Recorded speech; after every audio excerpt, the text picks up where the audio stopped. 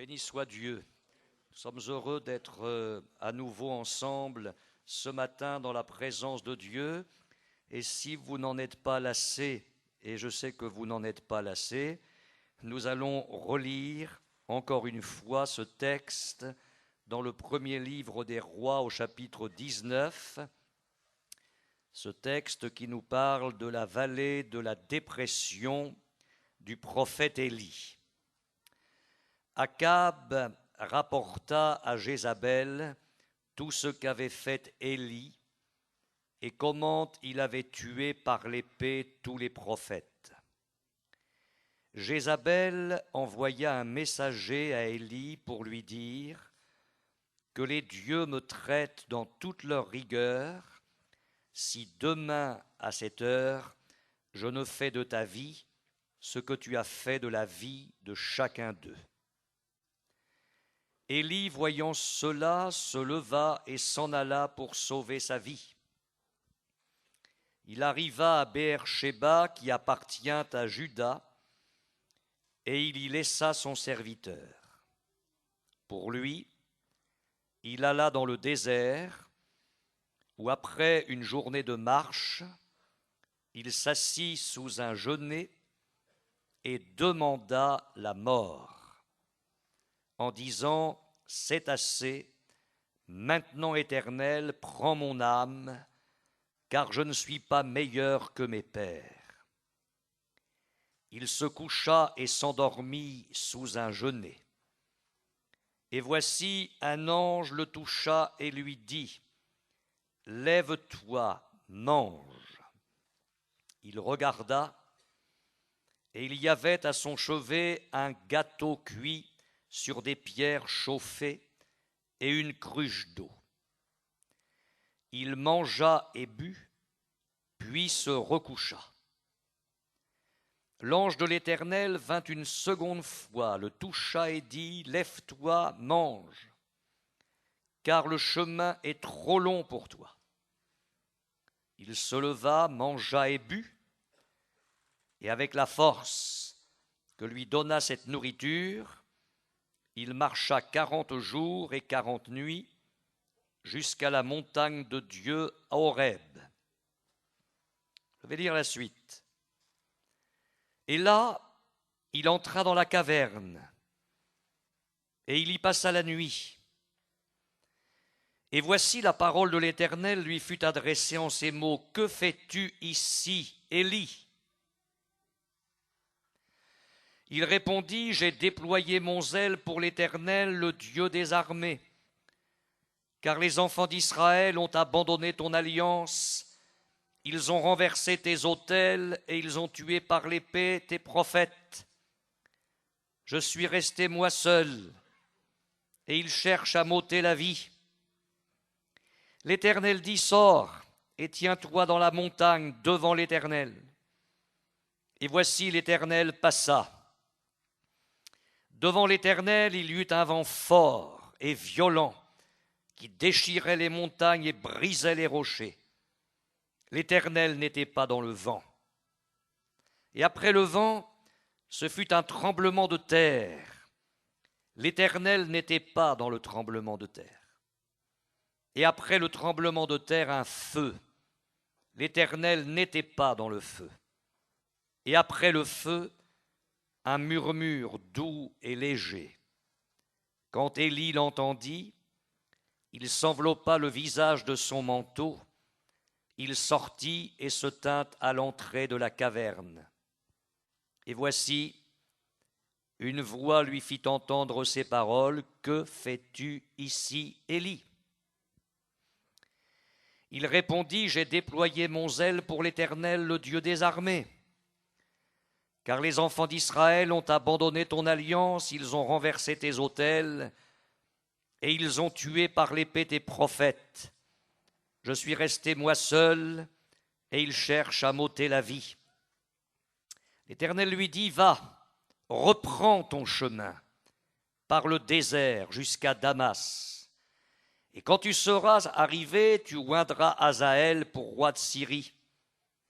Tu oindras aussi Jéhu, fils de Nimshi, pour roi d'Israël, et tu oindras Élisée, fils de Shaphat, d'Abel Méhola, pour prophète à ta place. Et il arrivera que celui qui échappera à l'épée de Hazaël, Jéhu le fera mourir.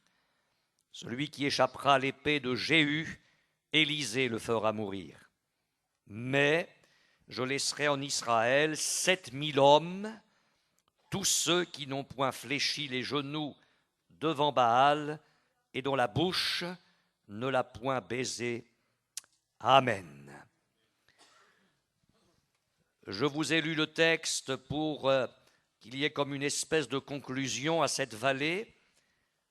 J'avais le choix pour ce soir chez Manel, soit de parler sur cette fin de texte que je viens de lire, mais je crois que le Seigneur a placé une autre pensée pour ce soir. Je le dis dès maintenant, nous parlerons certainement de cette parole de Dieu à Daniel, homme bien-aimé, quand le Seigneur lui a dit « Tiens-toi debout à la place où tu es ». Ce sera le thème de ce soir. Nous allons donc revenir ce matin une dernière fois ensemble sur la dépression d'Élie. Et je voudrais rappeler ceci, c'est qu'après l'assurance de la foi chez cet homme de Dieu, après des certitudes dans sa vie, des convictions, après avoir mené de façon magistrale un combat spirituel, après la fermeté dont il a été capable de faire preuve face aux ennemis, au péché, à l'apostasie, eh bien, subitement, Élie passe au découragement. Il passe à la dépression et il passe à ce que j'ai appelé hier un abattement suicidaire. Élie craque subitement. Découragé qu'il est, au point de vouloir mourir. Et cela nous amène à réfléchir. Nous avons besoin de veiller constamment. Les victoires d'hier, la force d'hier ne nous garantissent rien pour aujourd'hui. La parole de Dieu dit que celui qui est debout prenne garde de tomber. Jésus nous a donné le secret pour tenir, veiller et prier, afin que vous ayez la force d'échapper à toutes ces choses qui vont arriver. Je ne peux pas m'appuyer sur mes années de vie chrétienne, sur ma piété, sur ma fermeté d'hier, sur ma foi d'hier. La vie chrétienne ne peut pas se vivre sur une lancée. Il faut un renouvellement constant avec le Seigneur dans sa communion. Dieu n'aime pas le surgelé. Il faut que nous ayons quelque chose de frais, de renouveau chaque jour. Dieu veut nous oindre d'une huile fraîche, pas celle d'hier, pas celle d'avant-hier, mais une onction nouvelle ce matin. L'homme de Dieu disait « Rassasie-nous chaque matin de ta bonté ». Le rassasiement d'hier, mon frère, ne t'est d'aucun secours pour aujourd'hui. Il faut un rassasiement ce matin. Et autant de bien que le Seigneur t'aura fait ce matin, il faudra un rassasiement demain matin. Le Seigneur nous attend chaque jour avec lui. Jésus disait « Si quelqu'un veut venir après moi, qu'il renonce à lui-même, qu'il se charge chaque jour de sa croix. » L'engagement pris avec Jésus hier en disant « Seigneur, je veux te suivre, je veux me charger de ma croix, je veux me consacrer à toi », ne nous est d'aucun secours pour ce matin. Moi, ce matin, j'ai dit à Jésus, oui, je lui ai dit cela dans ma chambre d'hôtel, oui, Jésus, aujourd'hui, je choisis de venir après toi. Je choisis aujourd'hui de renoncer à moi-même, de me charger de ma croix et de te suivre. Et je vais vous faire une confidence. Ce n'est pas une vaine redite dans ma vie, mais je dis cela à Jésus chaque jour. Parce que chaque jour, il y a un renouvellement dans la consécration et dans le désir de n'être rien pour qu'il soit tout au travers de nos vies. Nous avons besoin de veiller. J'ai besoin de renouveler ma vie chaque jour. Je le répète, que celui qui est debout prenne garde de tomber.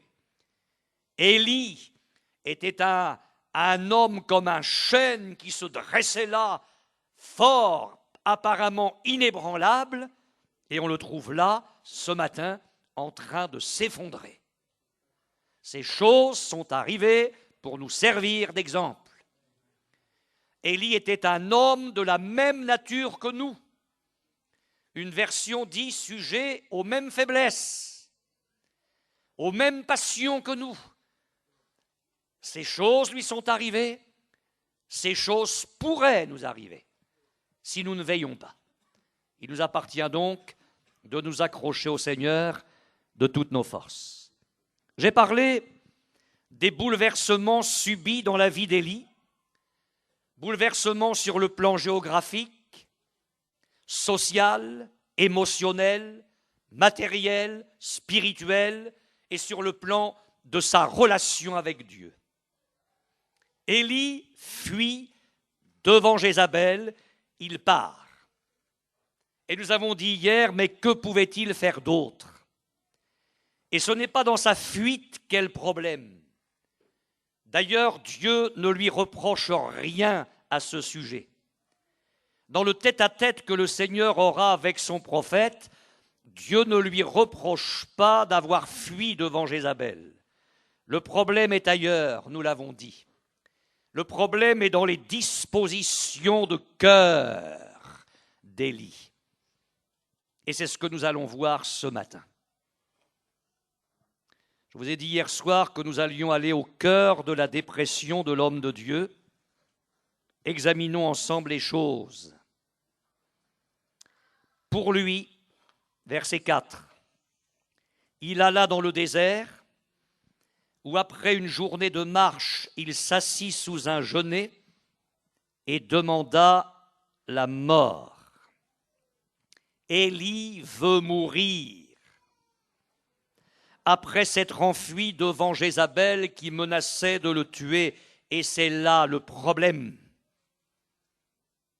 Le problème n'est pas d'avoir fui devant Jézabel. Le problème, c'est que Élie veut en finir avec la vie. Il veut mourir. Autrement dit, il faut que son service se termine. Il faut que sa course se termine. Et c'est là le problème, c'est là le cœur de la dépression. Élie en a assez de la vie, mais il ne veut pas donner à Jézabel la satisfaction de le tuer ou de le savoir mort. Et voilà qui explique sa fuite dans un désert. Et voilà qui explique aussi le renvoi de son collaborateur. Personne ne doit trouver son corps. Personne ne doit le savoir mort.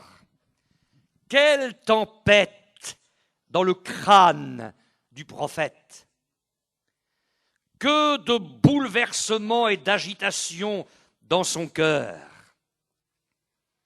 Nous sommes bien capables de le comprendre. Qui n'est pas passé par des moments semblables, où toutes sortes de pensées nous agitent, où c'est la tempête dans la tête, où ce sont des flots tumultueux dans le cœur, et nous sommes ballottés de droite, de gauche. Il y a là toutes sortes d'agitations au plus profond de notre être. Que n'a-t-on pas écrit et dit sur la dépression d'Élie? Certains ont tenté d'y trouver des leçons psychologiques. Vous savez, quand on perd l'esprit, après on bascule dans des choses bizarres. Alors il y a des commentateurs de la Bible qui ont trouvé que la dépression d'Élie s'expliquait par du surmenage. D'autres ont dit que c'était le contre-coup d'un relâchement après avoir remporté une grande victoire, mais je ne pense pas qu'Élie se soit relâché. Quelqu'un a même écrit ceci, je vous le lis. Élie manifestait des symptômes maniaco-dépressifs. Il y a une chrétienne, non, une femme, qui a dit ça de moi dans une autre assemblée, que j'étais maniaco-dépressif. C'est vrai ? Elle manifestait des symptômes maniaco-dépressifs, sans appétit, incapable de se prendre en charge, apitoyé sur lui-même. Pauvre Élie, il ne mérite pas ça quand même.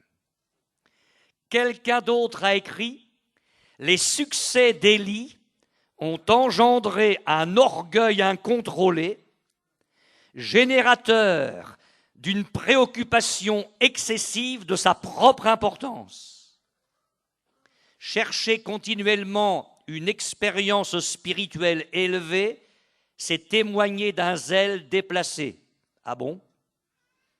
La majeure partie d'une vie de service est tranquillité, routine et humble obéissance à la volonté de Dieu. Ben voyons. Heureusement, le Seigneur n'avait pas un tel diagnostic à l'égard de son serviteur. Et je le répète, on ne voit aucun reproche de la part du Seigneur dans le tête-à-tête qu'il aura avec son prophète. Dieu ne reproche pas à son serviteur un activisme excessif. Au contraire, il le sait et il le sent dans la vallée de la dépression. Et là, dans cette vallée, il veut l'encourager, il veut le réconforter. Alors je voudrais répondre à ces gens qui ont écrit un peu n'importe quoi sur Élie. N'a-t-il pas fait toutes ces choses par la parole de l'Éternel ? La confrontation du mont Carmel était approuvée de Dieu, conforme à sa volonté. La course devant le char d'Akab, et on n'a pas pu parler de toutes ces choses-là, la course devant le char d'Akab jusqu'à Jizréel était nécessaire. La marche forcée à travers Juda jusqu'à Béer-Shéba, et on va en parler maintenant, était aussi nécessaire. Sa solitude lui a été imposée par les circonstances. Et notez bien que Élie a vécu, on s'en rend compte, sous tension durant tout son ministère, sans être affecté dans ses émotions.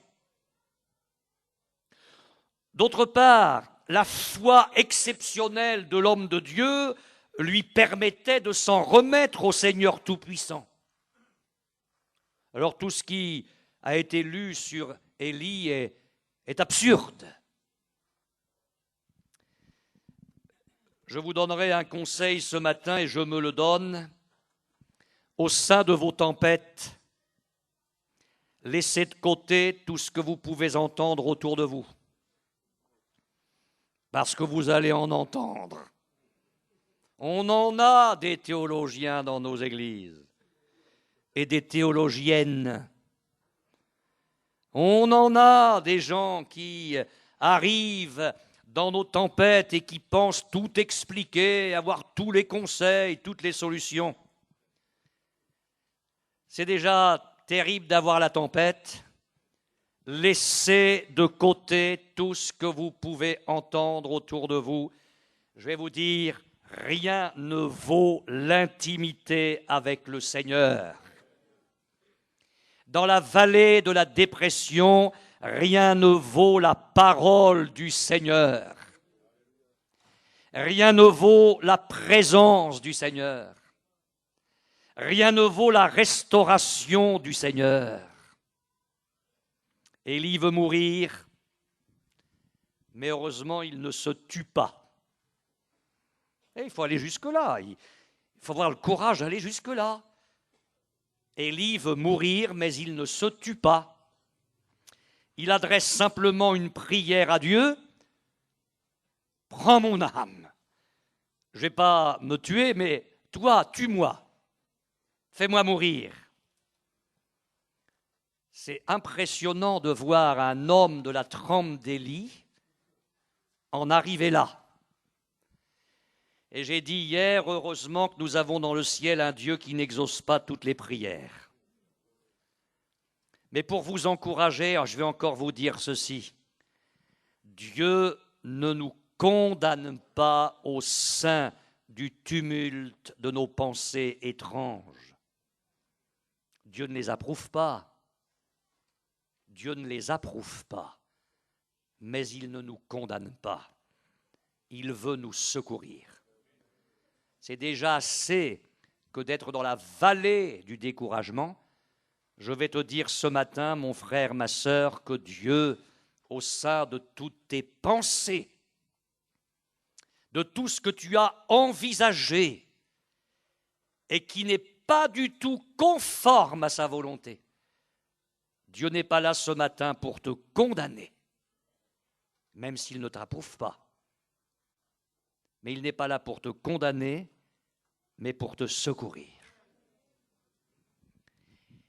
Si vous me permettez, on va maintenant toucher le cœur de la dépression d'Élie. La vraie raison.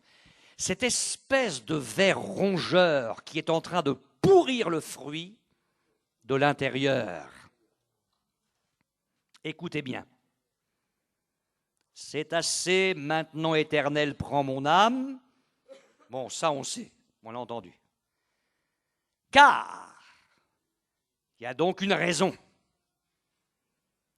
Seigneur, si je dis c'est assez, j'ai une raison.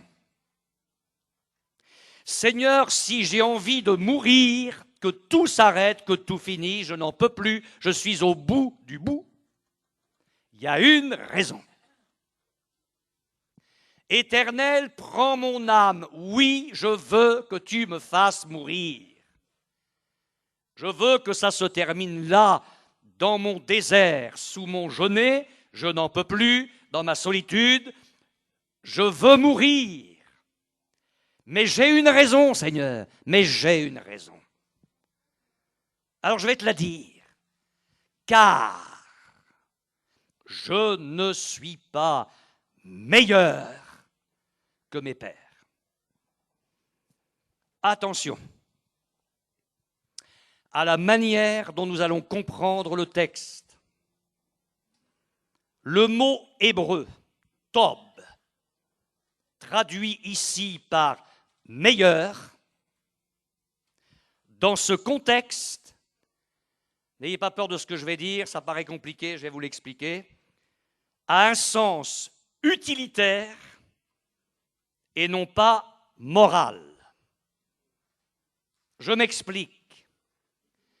Quand Élie dit à Dieu « je ne suis pas meilleur », le mot hébreu n'a pas un sens moral, c'est-à-dire qu'il n'est pas question de péché. Il n'est pas question de transgression, de désobéissance. Élie n'est pas en train de souligner un péché dans sa vie. Il ne dit pas à Dieu, je ne suis pas meilleur que mes pères, dans le sens où mes pères ont péché, ils se sont éloignés de moi, je ne suis pas meilleur qu'eux. Ce n'est pas ce sens-là. Le mot hébreu ici a un sens utilitaire, c'est-à-dire, je ne suis pas meilleur que mes pères, Seigneur, j'ai été inefficace.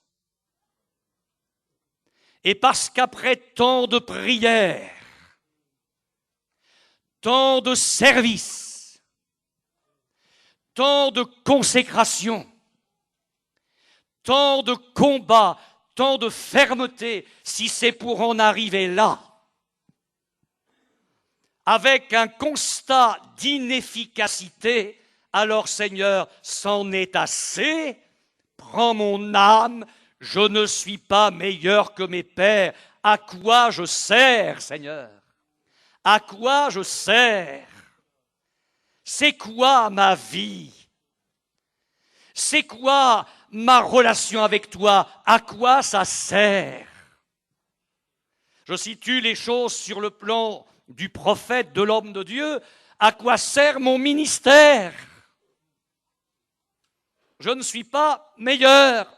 Je ne sers à rien. Je n'ai servi à rien. Alors Seigneur, tu veux savoir le cœur de la dépression? Eh bien, elle est là. J'en peux plus parce que je sers à rien. Je n'en peux plus parce que j'ai échoué. Je ne suis pas meilleur. Alors si c'est pour continuer comme ça, non, prends mon âme. Alors Seigneur, bien sûr tu vas comprendre que je suis dans le désert, que j'ai renvoyé mon candidat, que j'ai voulu être seul, que je suis là avec mon petit jeunet. Je ne suis pas meilleur. Son ministère n'a eu aucun impact. Enfin, c'est ce qu'il pense. C'est ce qu'il dit à Dieu. Les 3 années de sécheresse et la démonstration du Carmel extraordinaire n'ont mené, semble-t-il, à rien. Jamais une telle occasion de convaincre le peuple ne va se représenter. Alors, écoutez-le bien, le prophète qui prie une prière bizarre. Pourquoi se battre encore quand l'échec est assuré? Autant arrêter. Et Élie, dans le désert, est en train de jeter l'éponge. Seigneur, c'est fini, c'en est assez. À votre mesure, mon frère, ce matin,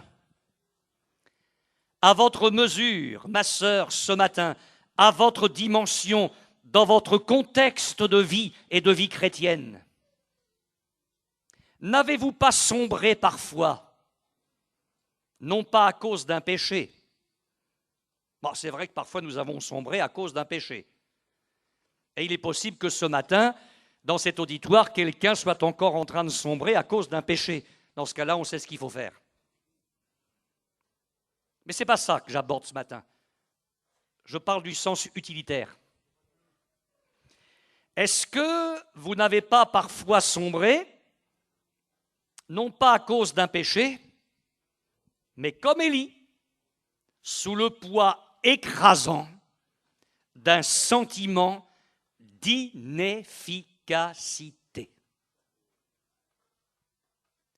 et qui est là, au cœur de votre dépression? Alors, ça a peut-être été des zones de turbulence dans le passé, mais je ne suis pas venu vous parler ce matin pour ce qui est passé et qui est passé, pour vous parler du présent. Est-ce qu'il n'y a pas dans une vie ce matin,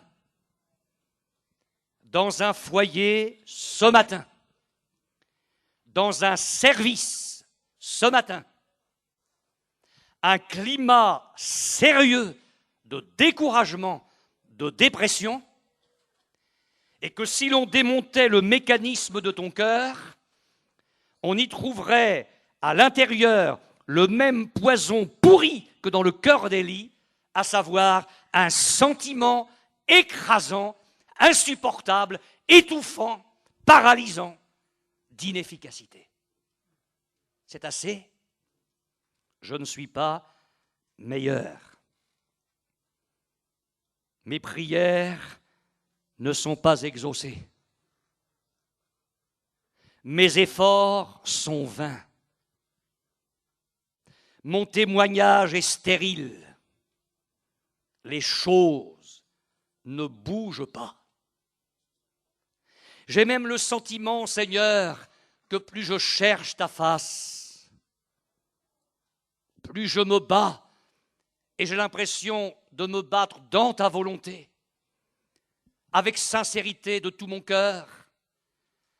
Plus je veux que ça avance, plus je veux que ça aille bien, plus je veux qu'au travers de ma vie tu sois glorifié, plus je vois le contraire. Ça devient de plus en plus dur.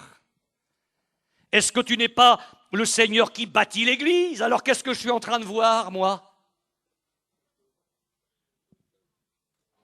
Est-ce que quand tu es avec un homme, une femme, est-ce qu'il n'y a pas une prospérité, un développement, des signes évidents de ton approbation? Et moi, je vois le contraire.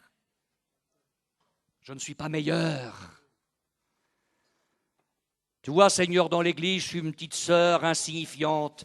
Et franchement, très franchement, Seigneur, j'ai le sentiment de ne servir à rien. C'est assez. C'est assez. On en a assez dit là-dessus? Oh oui. De toute façon, je n'ai plus rien à vous dire. Vous savez ce qu'il y a dans votre cœur. On va passer à une phase encore plus terrible. Parce que après la dépression, ou avec la dépression, le sommeil s'installe. Verset 5. Après avoir dit « Je ne suis pas meilleur, je ne sers à rien », il se coucha et s'endormit sous un genêt. Attention. Élie s'endort là où s'arrête sa marche. Élie s'endort là où il s'assied. Élie s'endort là où il a formulé une prière non conforme à la volonté de son Dieu. Et je vais te dire que là où tu as arrêté ta marche, même si tu ne t'en rends pas compte, tu es en train de dormir. On en parlera ce soir et ce sera un grand appel à l'Église. Même s'il n'y a qu'une Église locale, au travers de l'Église de Perpignan, c'est comme un appel à l'Église avec un grand E. Le Seigneur, dans ces temps de la fin, vous allez le voir ce soir, nous appelle à être debout. Et l'Église, plus que jamais, doit être debout. Mais quand on a arrêté sa marche et qu'on s'assied, même si on ne s'en rend pas compte, le sommeil n'est pas loin de nous gagner. Et une église qui dort, c'est une église qui va rester au moment où il va paraître. C'est pas rien. C'est pas rien. Une église ou un cœur qui va dormir au moment où Jésus va revenir, c'est un cœur qui va rester. Un foyer en train de dormir spirituellement à l'heure où le maître va paraître, c'est un foyer qui va rester. Il y a des sommeils dans la Bible, coupables.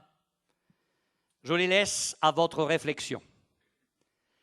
Il y a le sommeil de volupté sur les genoux d'une Délila séductrice, comme Samson. Il y a le sommeil de désobéissance à fond de cale, comme Jonas. Sommeil l'emmenant à Tarsis, loin de la face de Dieu. Il y a le sommeil de tristesse, comme les disciples à Gethsémanée. Parce que si le diable n'arrive pas à nous faire dormir d'une façon, il va essayer d'une autre. Et parfois, ce n'est pas le péché qui nous fait dormir, c'est la tristesse qui nous envahit. On ne comprend plus rien à ce qui se passe. Enfin, on suit le maître pour le trône. On suit le maître pour le royaume, pour la gloire. Et pourvu que moi je sois à sa droite, à sa gauche. Qu'est-ce que c'est que ça? On va venir l'arrêter, il va y avoir la croix, mais on ne l'a pas suivi pour ça. Alors, à l'heure de la réunion de prière, tout le monde dort. Sommeil de tristesse parce qu'on ne comprend plus rien à ce qui se passe. On n'est pas à l'heure de Dieu. Et puis le sommeil de dépression, comme Élie. Alors le remède, Jésus vient. Il est venu pour Agar 2 fois, à 2 reprises. Enfin, c'est pas rien que Jésus quitte le ciel pour venir s'occuper d'une petite servante égyptienne dans un désert. Et Jésus, là encore, va venir dans un autre désert pour son prophète en déprime. Jésus, car c'est lui, vient. Et il vient là. Et voici un ange. Mais plus tard, on saura que c'est l'ange de l'Éternel. Et l'ange de l'Éternel, dans l'Ancien Testament, je le répète, c'est une manifestation visible de Jésus. Eh bien, j'ose vous dire que pour le cœur sérieux, peut-être en découragement, en dépression, mais sérieux, pour le cœur bien disposé ce matin, parce que tout est une question de disposition de cœur. On peut être dans le même lieu, écoutant le même pasteur, devant la même Bible. Les uns repartiront comme ils sont entrés, parfois pire. D'autres repartiront avec quelque chose du ciel dans le cœur. Tout est une question de disposition intérieure. Et Dieu seul sait dans quelle disposition tu es venu ce matin et pourquoi tu es venu. Que fais-tu ici, Élie? Que fais-tu ici? Qu'est-ce que tu es venu faire ici ce matin? Dieu le sait et toi tu le sais. Alors Jésus vient. Et je crois que ce matin, dans cette salle qui effectivement peut devenir un sanctuaire, Jésus vient. Pense à ce que tu serais si derrière ce pupitre, c'était Jésus. Mais nous avons tellement perdu la notion de sa présence qu'en fait nous nous comportons comme s'il n'était pas là. Nous chantons, nous venons dans ta maison pour t'adorer. Mais la vérité, c'est que nous n'y croyons pas toujours et nos comportements, notre maintien, notre façon d'être dans la réunion montrent que nous ne croyons pas trop ou nous n'avons plus la notion de ce qu'est Jésus et sa présence. Nous parlons, nous avons des tenues bizarres qui n'ont plus rien à faire avec la sainteté de Dieu. On a fini par galvauder tout ça. On ne peut pas regarder 2 secondes le soleil en face. Et puis, subitement, nous parlons de la présence de Dieu dans nos réunions. Mais le Seigneur nous dit, mais si tu savais qui je suis, et si tu croyais vraiment dans ma présence, tu te comporterais autrement. Et moi, je vous dis ce matin que de toute façon, que nous le sentions ou non, que nous lui permettions d'agir dans notre cœur maintenant ou non, Jésus est là. Et alors c'est l'espoir pour nos vies, ça. C'est l'espoir pour notre vie. Dans le désert d'Élie, Jésus savait. Dans cette vallée que j'ai appelée la vallée de la dépression, Jésus voyait. Jésus connaissait.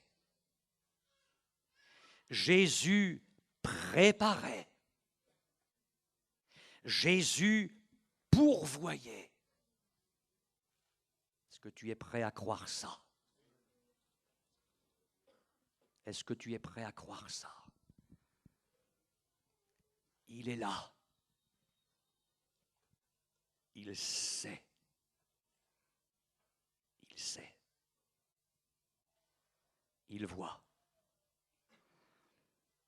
Il connaît. Il prépare. quelque chose pour toi. Il pourvoit. Je vais vous dire que ce texte est formidable.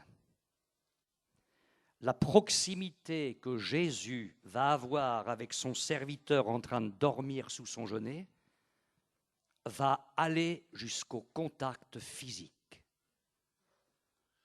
Un ange le toucha.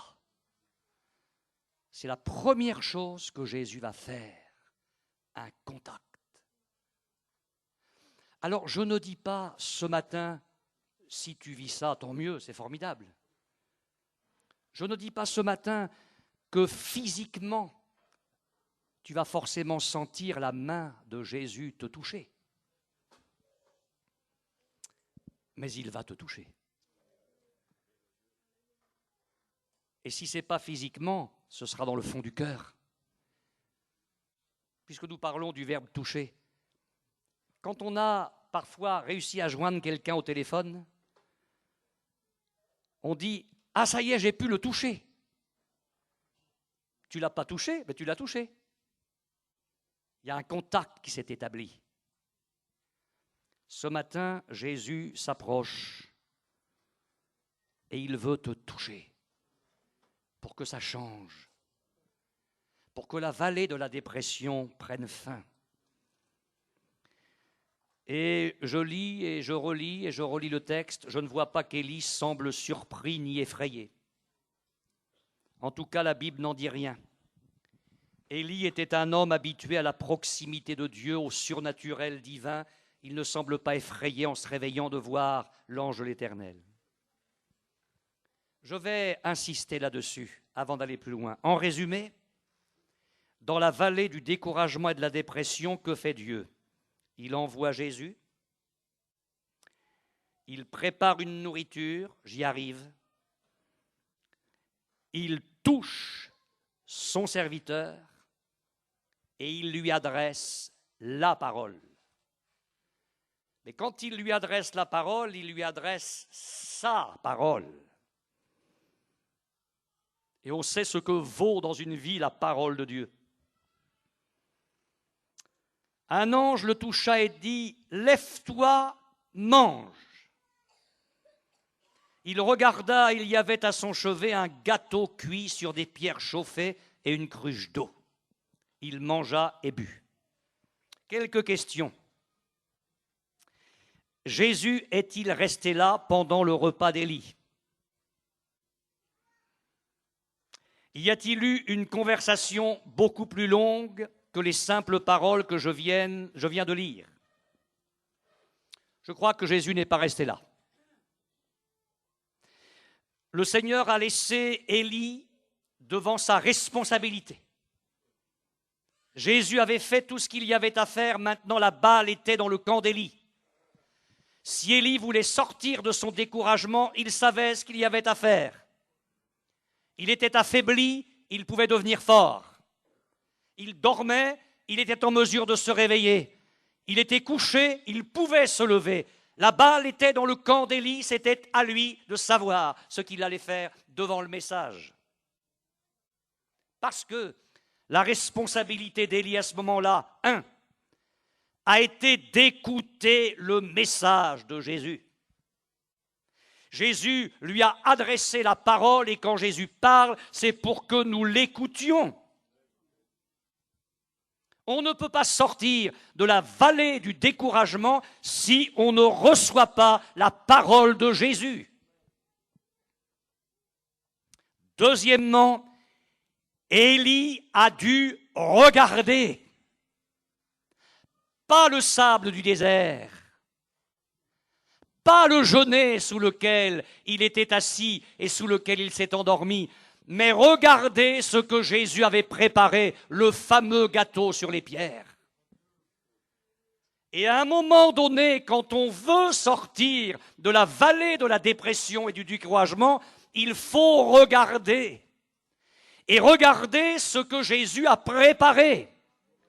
Regardez le remède que Jésus a placé à côté de nous. Regardez dans la direction des choses qui viennent de la part de Jésus. Troisièmement, Élie a dû se lever. Donc il y a eu un changement de position.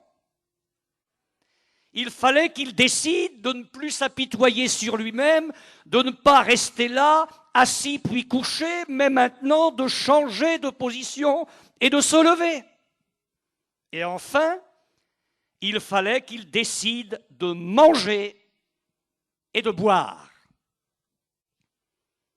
Notez que Jésus n'a pas fait ce que l'apôtre Pierre a fait avec le boiteux de la belle porte, quand il l'a saisi par la main droite et qu'il l'a fait lever.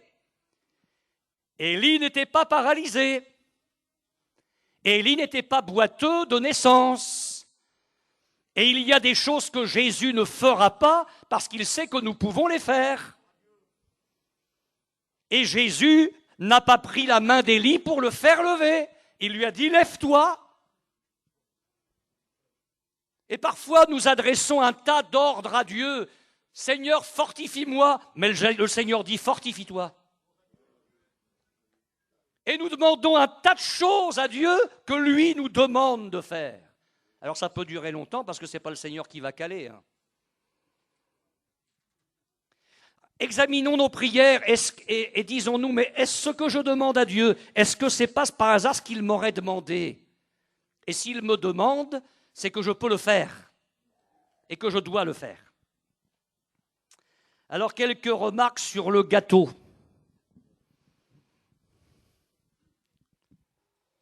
Le gâteau était proche d'Élie. Il faut s'arrêter, quand on lit la Bible, sur chaque mot. Le gâteau était à son chevet. Donc ce que Jésus apporte comme remède est à la portée du serviteur. Il ne fallait pas faire 50 kilomètres. Il ne les aurait pas fait, il a dit c'est assez. Il n'avait qu'à étendre la main. Que dit l'apôtre Paul? La parole est près de toi. La parole est près de toi. Dans ta bouche, dans ton cœur. Nous avons le privilège d'avoir la parole de Dieu, faite livre. Est-ce qu'elle est vraiment proche de nous? Le temps passe, donc je ne détaille pas les choses, je les laisse maintenant rapidement. La nourriture venait de Dieu. Elle venait de Dieu. Et je vais vous dire, dans le découragement, dans la dépression, ce dont nous avons besoin, c'est de la nourriture qui vient de Dieu. De Dieu. Aujourd'hui, il y a Internet, il y a Interpanet, et le peuple se livre à un fast-food spirituel. Oh, il y a des gens qui disent « Ah, on a entendu un homme de Dieu, on n'a jamais entendu ça ». Quand on dit ça, ça m'inquiète, parce que depuis 2000 ans, les hommes de Dieu disent la même chose.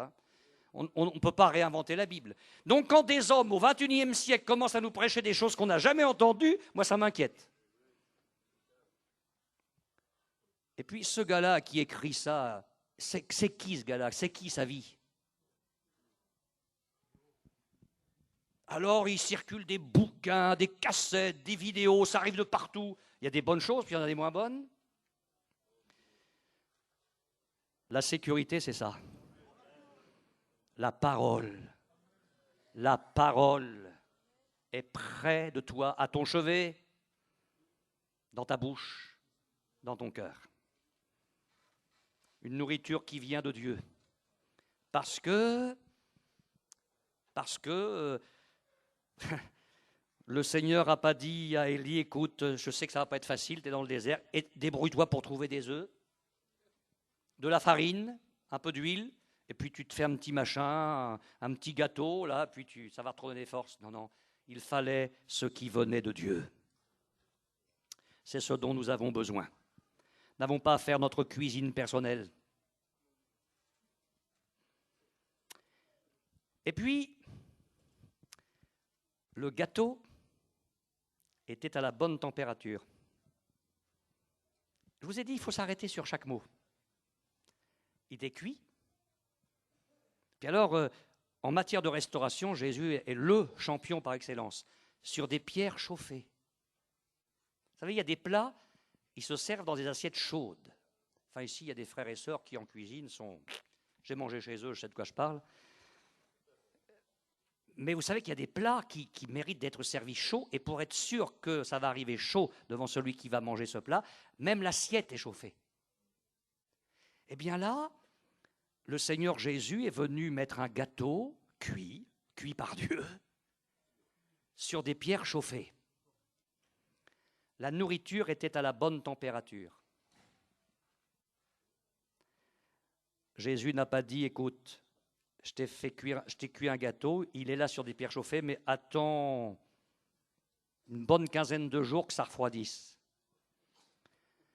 Certains aiment les prédications moins chaudes.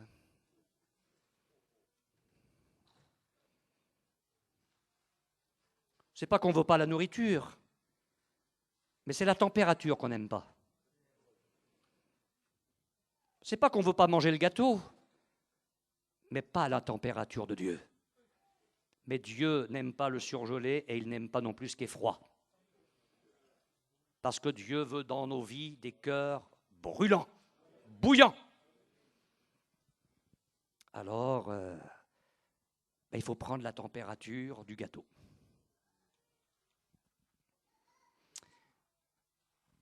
Le Seigneur Jésus n'a pas dit à Élie, écoute, je ne sais pas comment tu peux faire, si jamais tu ne le trouves pas assez sucré, tu rajoutes un peu de sucre.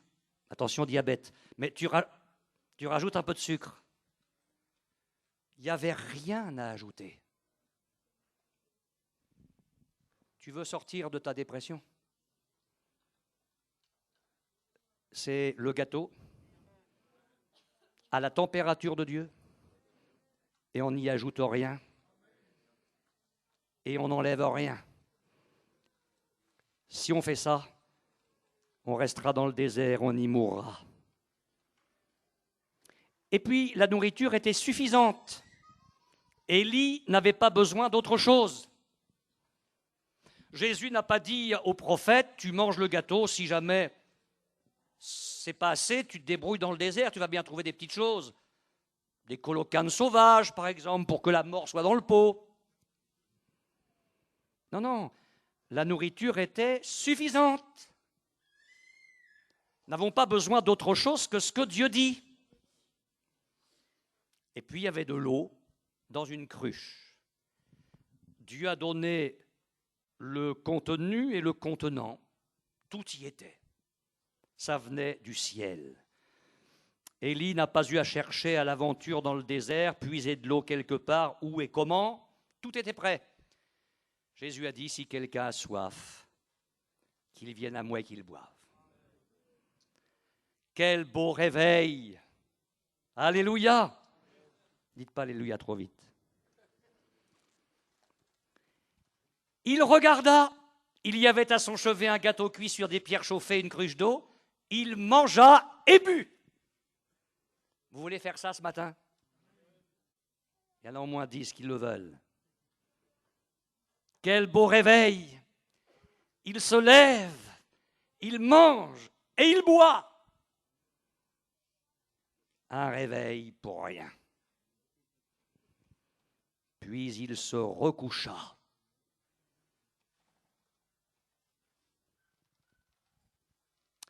Alors vous savez, voir Jésus, entendre Jésus, goûter à tout ce qu'il a préparé pour se recoucher,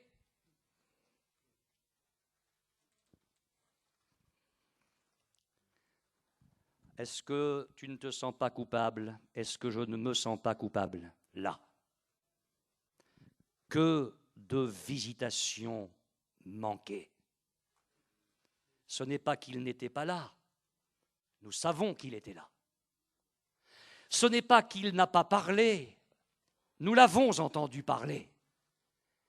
Ce n'est pas qu'il n'a pas parlé à notre cœur, c'était tellement précis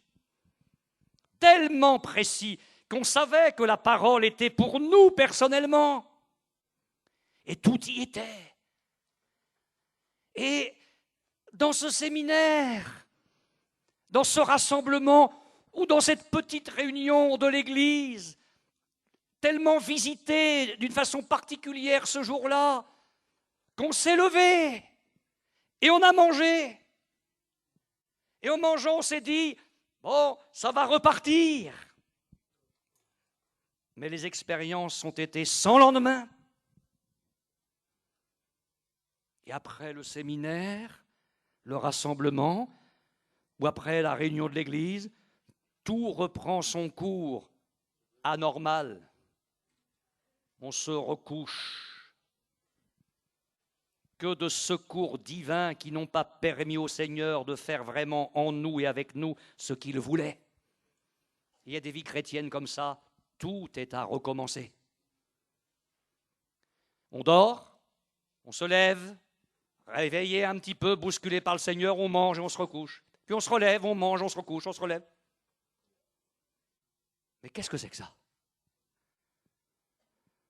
Paul, en parlant d'autre chose, pointait du doigt des gens qui apprennent toujours et qui ne peuvent jamais arriver à la connaissance de la vérité. Il ne faudrait pas que ce soit le peuple de Dieu. Est-ce que nous avançons vraiment ou est-ce que nous mangeons la nourriture de Dieu pour nous recoucher à chaque fois? Alors il va y avoir une deuxième intervention divine. Je suis un peu long parce que je veux boucler l'étude là. Le Seigneur est vraiment merveilleux. Il aurait pu dire, bon, maintenant il y en a assez. Je lui amène la nourriture sur des pierres chauffées, un gâteau formidable, je vais en parler, une cruche d'eau. Tout est là, tout est prêt, il n'a qu'à étendre le bras, il se recouche. Il se recouche. Il y en a assez là, qui se débrouille. Il veut mourir, mais qui meurt. Mais non, l'ange de l'Éternel vint une seconde fois. Et Jésus ne se lasse pas de nous visiter tellement il nous aime, avec l'espoir qu'à un moment donné, ça va vraiment repartir. Patience du Seigneur, compassion du Seigneur, miséricorde du Seigneur. Il va y avoir un deuxième réveil. Alors, est-ce que Dieu invente des choses? Le réveil précédent n'a rien donné, alors on va essayer de trouver des nouvelles méthodes. Là, ce n'est pas un réveil. Il faut trouver des trucs nouveaux qui vont réveiller Élie. Non. C'est le même visiteur, la même présence, c'est la même proximité, il va le toucher à nouveau, c'est le même message, il lui dit encore, lève-toi et mange, c'est le même message. Depuis 20 siècles, nous, les pasteurs, on fait monter Zachée sur le sycomore et on le fait descendre. Ouais, il monte et il descend depuis 20 siècles, et c'est jamais devenu un poirier, c'est toujours un sycomore, et il s'appelle toujours Zachée. Et ce texte-là sauve encore des millions de gens dans le monde. Gloire à Dieu. C'est le même gâteau. Message assorti d'une indication importante, une sorte d'avertissement. Lève-toi, mange, car le chemin est encore long, trop long. C'est la même nourriture. Juste une parenthèse. Chemin trop long, pas seulement physiquement, mais aussi spirituellement. La lutte contre la maison d'Akab, l'apostasie, l'impiété va prendre encore du temps. Il faut manger parce que le combat, ce n'est pas fini. L'apostasie est toujours là. L'impiété est là. La férocité de Jézabel est là. Le chemin est encore long. Il faut manger. Il faut avoir des forces. Ce n'est pas fini. Loin s'en faut. Je me suis posé une autre question. Est-ce que c'était un second gâteau? Ou est-ce qu'Élie n'avait pas tout mangé? On ne le saura jamais. Si, là-haut, je vais quand même demander à Élie ce qu'il a fait la première fois. Enfin, peu importe.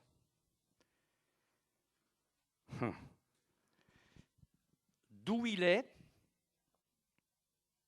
jusqu'à la montagne de Dieu à Horeb, il va y avoir un certain parcours. J'ai partagé ça avec mes frères à table avant-hier. Rappelez-vous, Élie a laissé son serviteur à Beer-Sheba. C'est dommage que je n'ai pas une carte assez grande de la Palestine là. Ça serait très intéressant. Mais Élie a laissé son serviteur à Beer-Sheba, 70 kilomètres au nord de Kadès-Barnéa. Or, dans Deutéronome chapitre 1er verset 2, on sait que de Kadès-Barnéa au mont Horeb, ou du mont Horeb à Kadès-Barnéa, c'est le même parcours, l'Écriture nous dit qu'il y a 11 jours de marche. De Kadès-Barnéa au mont Horeb. L'Écriture dit qu'il y a 11 jours de marche. Or, Élie a laissé son serviteur à 70 kilomètres au nord de Kadès-Barnéa. Ce qui signifie que la distance séparant Élie du mont Horeb représente, allez, grosso modo, 15 jours de marche. On dit à peu près entre 300 et 400 kilomètres. Minimum 300, maximum 400, c'est entre 300 et 400 kilomètres. Une quinzaine de jours de marche, comme on le faisait à l'époque. Mais Élie va marcher 40 jours et 40 nuits. Avec le gâteau de Dieu. Alors, je ne sais pas ce qu'il y avait comme vitamine dans le gâteau, mais ça a dû être quelque chose. Hein? Et quand Dieu s'occupe de nous nourrir, ça nous redonne des forces. Mais enfin, et je termine avec ça. Normalement, allez, on va dire une quinzaine de jours, il va mettre 40 jours, 40 nuits, avec la force que lui donne le gâteau de Dieu. Alors je me suis livré à un petit calcul. 40 jours et 40 nuits, suivez-moi bien, c'est simple. 40 multiplié par 24 heures. Vous me suivez? 40 jours et 40 nuits, ça fait 24 heures. 40 par 24, ça fait 960 heures. Vous divisez au maximum 400 km par 960 heures, et vous trouvez un prophète qui a dû manger un gâteau de Dieu pour faire 400 km en 960 heures sans s'arrêter, ça fait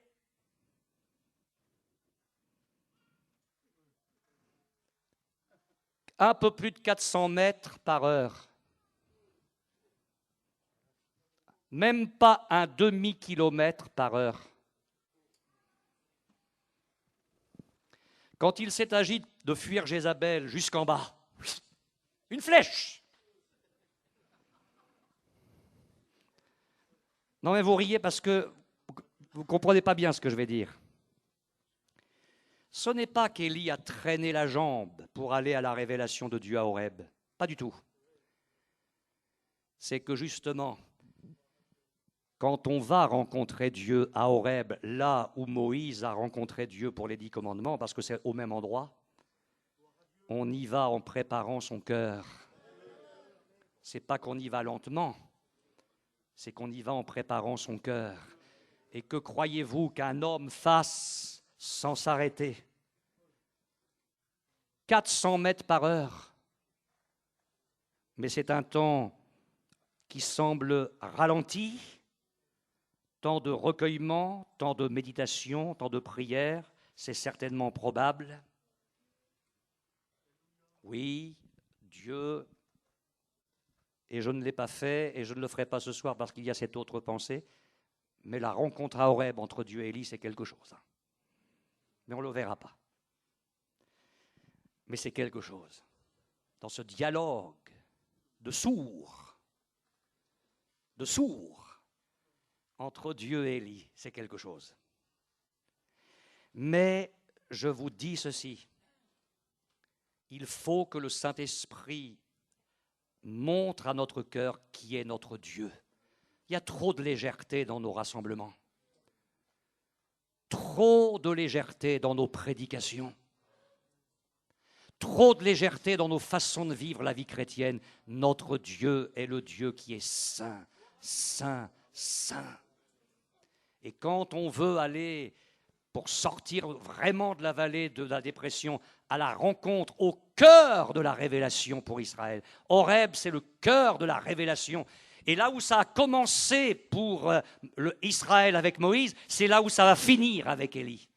Que ça commence ou que ça finisse, c'est au cœur de la révélation qu'il faut aller. Apprendre à redécouvrir Dieu, être dans sa présence. Enveloppé du manteau, il y a encore des sœurs qui disent « Mais pourquoi il faut se voiler ?» Parce qu'on n'arrive pas devant Dieu comme ça. Aujourd'hui, il n'y a pas que la tête qu'on découvre, c'est la poitrine, c'est les jambes, c'est tout le reste. Mais Dieu est saint. Et l'église, ce n'est pas une boîte de nuit. Ce n'est pas une boîte de nuit, l'église, c'est le lieu où on vient rencontrer un Dieu saint. Un Dieu saint.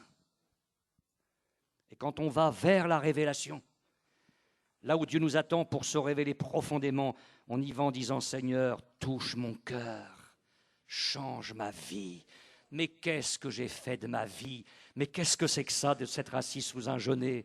Pardonne-moi. Qu'est-ce que j'ai fait de demander la mort? Pardonne-moi, Seigneur. Où est-ce que j'en suis ce matin? Pardonne-moi. De la folie. J'étais en pleine chute libre. Pardonne-moi, Seigneur. Bien sûr que je vais m'approcher du pain et du vin après m'être jugé moi-même. Mais je ne vais pas me priver de ça ce matin. Je veux renouer avec toi. Pardonne-moi. J'ai été un fou. Relève-moi. Relève-moi dans ta grâce. Que le Seigneur nous bénisse. Amen.